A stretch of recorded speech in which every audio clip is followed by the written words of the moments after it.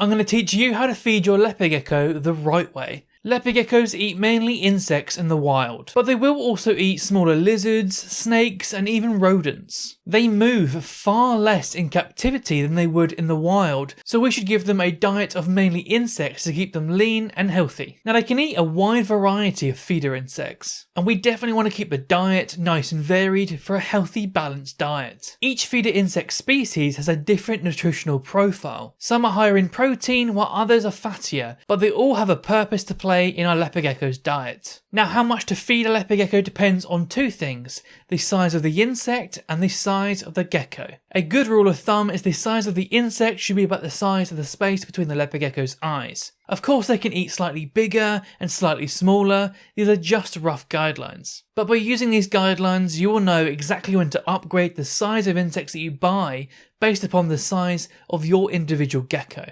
Baby leopard geckos can eat every day. At this size the risk of obesity is much lower and a lot of that energy is going to go towards growth. Now a growing baby is a good thing, however, many old care guides say to feed as many insects as you can feed your leopard gecko within a certain time frame, which can end up being a lot of bugs in a day. The issue with this is if we put a lot of protein and a lot of calories into our baby leopard geckos, they're going to grow at a really accelerated pace. Now our geckos need twice as much calcium in their diet as phosphorus. That means there's enough circulating in their blood to be used in muscle contraction and neuron function and bone growth and other things. And our feeder insects, their exoskeleton is basically pure phosphorus. So using these old guidelines, we're putting huge amounts of protein and huge amounts of phosphorus into our geckos. And then what happens? All that protein increases muscle growth and growth overall, and their skeleton has to keep up. And the growth of their skeletal system can lag behind the growth of the gecko. And what this does is shoots their calcium requirements through the roof. Their need for calcium can shoot up 5 times, 10 times, 15 times what it once was. It only needs to be a handful of insects a day, it doesn't need to be hundreds. It's much better to grow our leopard geckos at a reasonable rate that's healthier, easier to supplement and actually give them that amount of calcium, and it's cheaper financially. So be sure to watch our supplement guide on this channel to stay on top of things. Adult leopard geckos should only eat a handful of bugs a couple of times a week. Once they reach adult size, they need far less than people realise. They store fat reserves in their tail, and that's meant to be there for them in the wild to get them through hard times. It doesn't take a lot to get leopard geckos fat, and it takes a lot more to get that weight off of them. Again, just a handful of bugs, nothing too crazy. At the start of your keeping journey, you can use advice like this that's really rigid to help you find your footing. But really, as you go forward, you need to find a feel for your individual leopard gecko's metabolism. And how you do that is you look at body condition charts. Now here is an official one from a vet textbook. If you feel that your leopard gecko is getting fat towards obesity, scale back on the amount of bugs you feed. If you feel that your leopard gecko is getting thin, increase the amount of bugs you feed.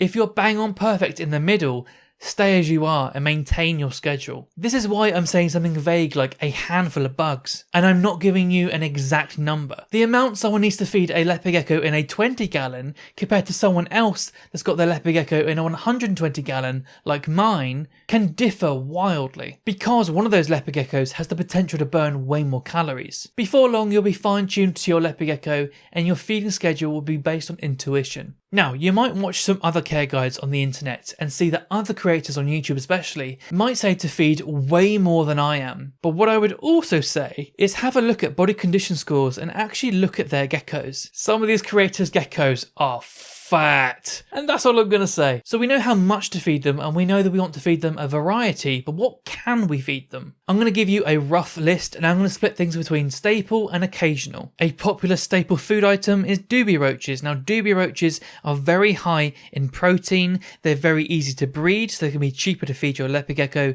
if you were that way inclined. You also have red runner roaches. Now red runner roaches are, as the name suggests, fast and they run around. Now this can be great for smaller babies and eliciting a food response with that fast range of motion that a roach gives off, but they are harder than doobie roaches and the other roaches on this list contain, so bear that in mind. You've also got discoid roaches, lobster roaches, orange head roaches, green banana roaches, death head roaches. Now some of these roach species, the adult size of the roaches can be pretty big for a leopard gecko, but feeding younger roaches is absolutely fine. And in fact, you can keep colonies of these to breed to feed to your leopard gecko if you were that way inclined. We also have phoenix worms or calci worms. Now these are really high in calcium and they're pretty good feeders.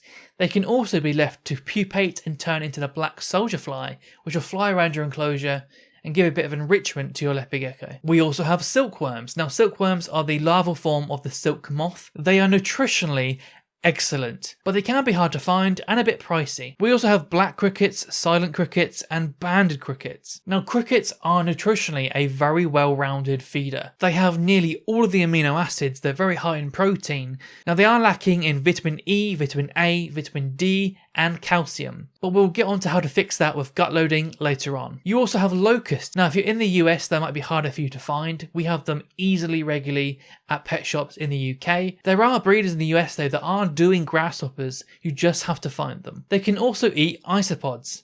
Now if you're doing bioactive enclosures, this is probably going to happen anyway. Moving on to occasional, you've got waxworms. Waxworms are the larval form of the wax moth. They're very, very high in fat. That in itself doesn't make them a bad feeder, but I'd recommend having a purpose as to why you're doing it. Either it's an occasional treat, or you're trying to put on weight on an animal, perhaps recovery after breeding, or they've just come up from brumation. My point being is have intention behind giving them that really fatty resource. We've got mealworms, superworms, hornworms, and butterworms. Again, the same with superworms, very high in fat, and there's even more feeder insects out there than what's on this list, so go do your research. In terms of other foods such as pinky mice, I'm not against feeding them pinky mice, but I do think people overdo it. A pinky mouse to a leopard gecko is a calorie bomb, which can be really useful at times like maintaining breeding condition on females. But if you as a keeper misuse this resource and overdo it, you can make your leopard geckos really fat and cause obesity, and dramatically increase the risk of fatty liver disease